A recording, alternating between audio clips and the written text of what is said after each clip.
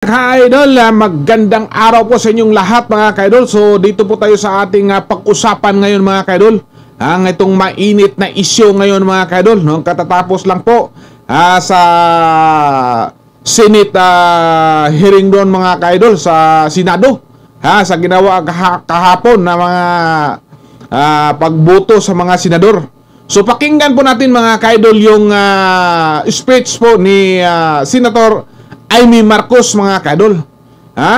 So kung pakinggan po niyo yung kaniyang mga sinasabi, ay may pinasiringan mga ka-idol. Yung ating Senator Amy Marcos mga ka-idol. So pakinggan po niyo mga ka-idol. Kung sino pa talagang pinatamaan dito. So panoorin lang po ninyo mga ka-idol para matunghayan po ninyo ang speech po ni Senator Amy Marcos mga ka-idol. Galangin naman natin ang Korte Suprema. Huwag tayong umasang Supremer Court. Supremest pa.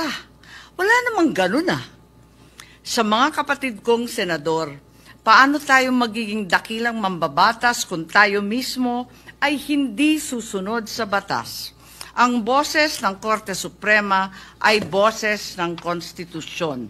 At kung sino man ang sasapaw sa boses na ito ay isa lang ang tono, ambisyon. Kaya naman, mag-move on na tayo. Magtrabaho at huwag konsintihin ang isang spoiled na bonjing. Huwag nang busugin ng pabor. Huwag nang pumayag dahil may pabuya. Huwag tayo magpalaki ng buwaya, baby pa nga ang tawag, lulong na. Sa mga mahal kong kongresista, may suggestion po ako. Ito, suggestion lang naman, Huwag niyong masamain.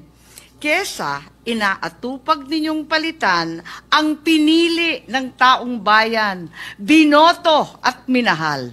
Bakit di nyo nalang palitan? Ano kaya kung yung speaker nyo na lang ang paltan nyo? Kaya nyo yan. At dahil dito, bumuboto ako ng malakas na oo.